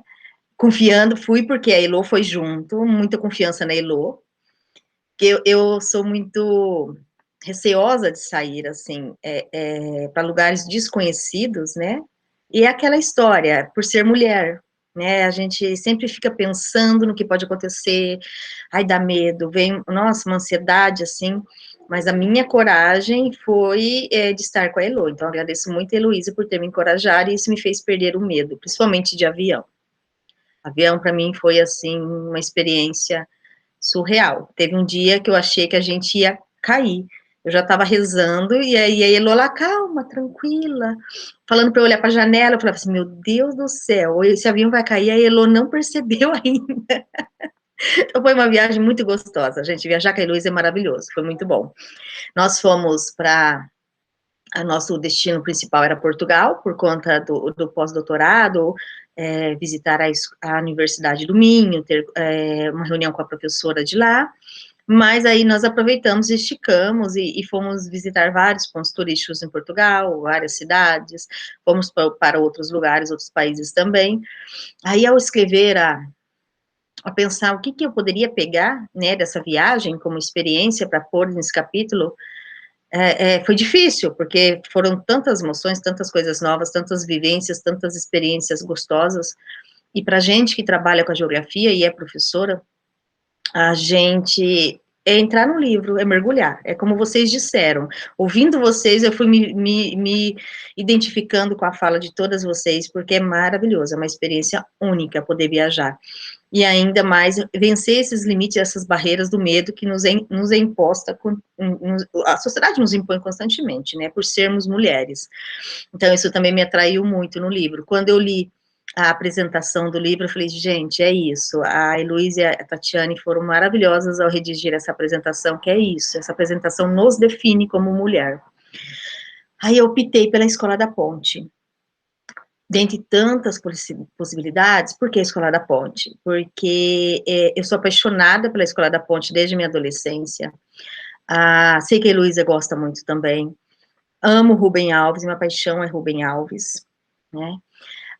E quando nós fomos para Portugal, dentre os vários lugares que a gente queria conhecer, no meu coração estava a Escola da Ponte. Tinha 3 coisas assim, dentre as várias, as 3 principais era a Escola da Ponte, conseguir o livro didático lá em Portugal e entrar dentro de um castelo. O livro didático nós não conseguimos, rodamos, eu e Elo, em várias livrarias não conseguimos. Entrar no castelo também não conseguimos, mas daí conseguimos entrar na Escola da Ponte. Isso, gente, foi assim, maravilhoso. A gente estava super ansiosa. Primeiro tivemos que descobrir onde ficava a Escola da Ponte, né, qual cidadezinha que ficava, como que chegaria lá. Aí fizemos toda essa organização, fomos para a Escola da Ponte, chegando lá, e assim, viajar Em Portugal, é história a todo momento, história e geografia a todo momento, né? Desde a estação do trem, o contato com o taxista, descendo na Escola da Ponte, ao chegar na Escola da Ponte, nós observamos, parecia uma escola normal, assim, como qualquer outra escola, observando seu prédio por fora, né? Mas conforme nós fomos adentrando na Escola da Ponte, foi como fazer uma imersão no livro do Rubem Alves. Muito interessante que ele escreveu em 2001, se não me engano, o livro, e a visita dele foi nesse um período anterior a 2001, 2001, por aí. E tinha muita coisa ainda lá do que ele falava no livro, praticamente tudo. Só mudou uma coisa ou outra em relação ao conteúdo, à forma da organização do conteúdo, mas fora isso, era tudo igual. Aí, outra coisa que nos deixou assim encantada foi uma menininha de 10 anos que nos recebeu. Eu ficava tão encantada com a menina que de ouvi-la falar daquela forma, com tanta propriedade, sem inibição, tranquila, e estávamos eu e a Elo e outras brasileiras e outros estrangeiros também junto na visita, e ela não se intimidava em momento algum, com pergunta nenhuma, uma tranquilidade. Aí nós fomos caminhando pelos corredores, uma escola com corredores e com salas, se lembra muito as nossas escolas aqui, mas tinha suas singularidades no interior de cada sala, né? Então, é tudo aquilo que eu coloquei no capítulo, é o que a gente pode observar também no livro do Rubem Alves, no relato que ele fez. Então, são escolas organizadas por pequenos grupos de estudantes, cada grupo com seu tutor, as salas repletas de recursos didáticos, tecnologia, os estudantes todos integrados, um apoiando o outro, um ajudando o outro. A gente verificou também que na prática da escola, o estímulo à autonomia é constante. Então, a autonomia ali, o trabalho com a autonomia faz parte do cotidiano da escola. Eu achei isso muito interessante. E conforme eu fui escrevendo o capítulo e partindo desse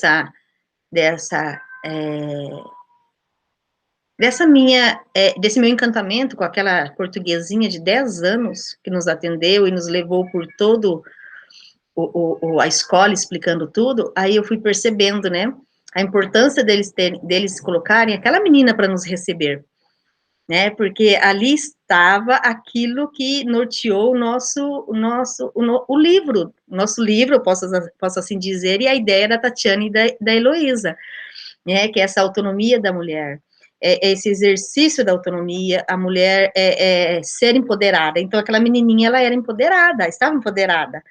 Então, gente, foi muito bacana isso, porque até então, me encantava a autonomia daquela estudante. Eu não tinha feito correlações, conforme eu voltei da viagem, com essa questão de gênero, mas quando eu li a proposta do livro, eu falei assim, é isso, vou enfatizar naquilo que me chamou a atenção, que foi aquela menina, né, todo o potencial daquela menina e todas as atitudes que ela teve com a gente ali, e por isso que eu fui trabalhando nesse sentido e fui fechando, né, não como uma ideia de cópia, não é para a gente copiar, nunca pensei, nós não pensamos em copiar a Escola da Ponte, mas que ela sirva de inspiração para nós pensarmos no nosso cotidiano, as nossas meninas na escola, tá? Como que elas são tratadas, como que nós podemos potencializar tudo isso, para que elas não passem do que eu passei, e que muitas de nós passamos na infância e na adolescência, que é essa repressão. Eu ouvia muito, né, no meu âmbito familiar, menina não faz isso, menina não pode chamar atenção, menina tem que ficar quietinha, sentadinha, não pode chamar atenção.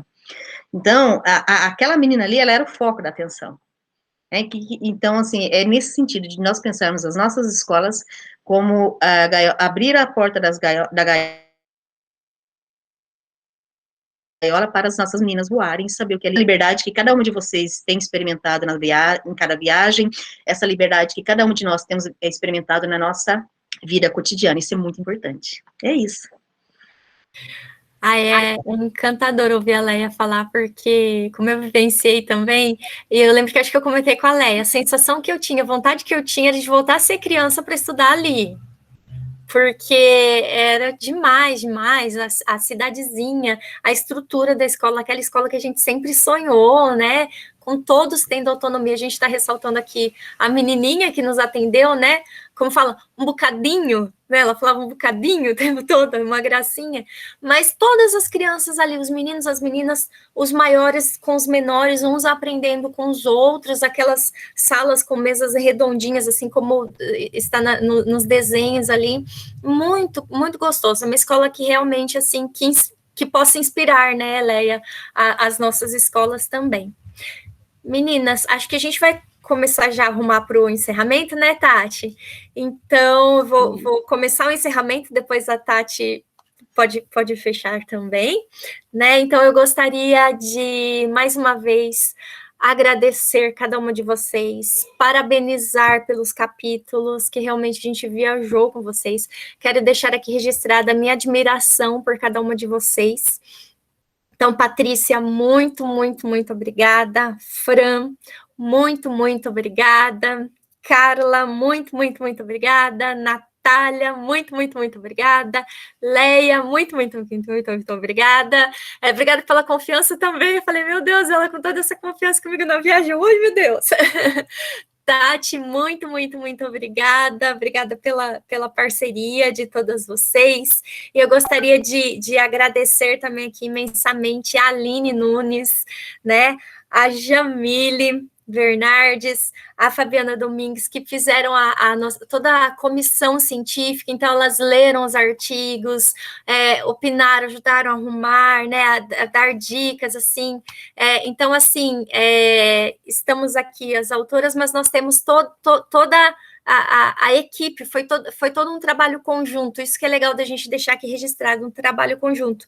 Inclusive da nossa querida Nilza Freires Stipe, que fez um prefácio lindíssimo pro livro, a gente ficou emocionada, né? Ela no prefácio, ela traz os nossos olhares a partir das realidades, né? Desse relembrar, então ela traz muito isso, né?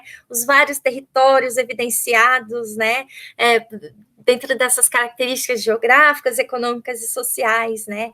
Então, ela traz as narrativas com as diversas perspectivas da realidade. E agradecer o nosso Alan também, que fez a capa, fez as ilustrações para o capítulo da Leia, o nosso parceiro, assim, né? Que também nunca... A gente pede as coisas assim, da noite para o dia, ele também faz, né? Então, assim, queria mais uma vez, então, agradecer a todas, parabenizar e dizer que realmente, se eu já admirava cada uma de vocês, depois também de ler as experiências, fiquei com vontade de ir para a África, fiquei com vontade de ir de novo para a França, de novo para a Espanha, de novo para Cuba, para Portugal, para o Equador, deu vontade de voltar e de conhecer os lugares que eu não conheço. Então, que sirva, né, que esse trabalho de todas nós, que foi um coletivo, que sirva para inspirar outras meninas, já que a gente não teve aquele empoderamento com os 10 anos de idade, que a gente possa ter agora. Por que a gente não pode fazer um amanhã diferente, né? Podemos fazer agora, isso é muito importante. Então, obrigada, meninas. Tati, não sei se quer falar alguma coisa. É só para encerrar mesmo, tá, gente? Então, vou reiterar aí a fala da Elô, de estender os parabéns a todas as autoras. A gente sabe aí que a vida corrida de cada uma, todas trabalham, têm filhos, né, alguns filhos, enfim, muitas atribuições aí, e para parar um tempinho para escrever um capítulo, sim, envolve aí dedicação, e obrigada aí pela parceria de vocês. A gente optou por colocar o livro na Amazon, né? E aí só uma dica, né? Porque até estava comentando com a Elô, porque como a gente fez um preço mais simbólico, né? A gente está divulgando mais no e-book, o frete está mais caro, né, Elô, que o livro, mas parece que quem assina Amazon Prime, eu não sei, alguma coisa assim, tem frete grátis. Então, uma dica aí, se alguém quiser assinar, ou se tiver alguém que assina aí para pedir o livro, então já está aí disponível. E agradeço a vocês, então, assim, que continuemos aí viajando, viajar, como a gente colocou no livro, né, viajar é uma forma de resistência também, então, eu e a Elô viajamos muito, né, sozinhas, nós duas, assim, então, a gente sabe também das dificuldades. Eu hoje moro no Maranhão sozinha, né, no interior do Maranhão, então eu sei como que é difícil, né, também ser mulher, assim, e viver em outros lugares, e E sempre tem isso, mas você está sozinha, você não vai vir com a família, né? Então é o que eu mais escuto, né? Então a gente sofre aí o tempo todo, né? De ser mulher e é cobrado o tempo todo. Então a viagem, ela nos traz uma liberdade, né? De você ser dona ali das suas decisões, do que você vai visitar, do que você vai ver. E então que vocês sirvam de inspiração já são, né? São. Como a Elo falou, já admirava cada uma de vocês aí, muitas já conheço pessoalmente, já admiro aí pela força, pela garra, e admiro muito mais aí como profissionais também. E muito obrigada, gente, por estarem conosco aí no sabadão. Mas Dia do Geógrafo aí, parabéns para todas nós, né? Até que não tem informação, mas tem um pezinho na geografia. Isso obrigada. Aí. Obrigada, gente. Beijo. Eu vou desligar a gravação para a gente fazer um print. Beijo, beijo. Tchau, tchau.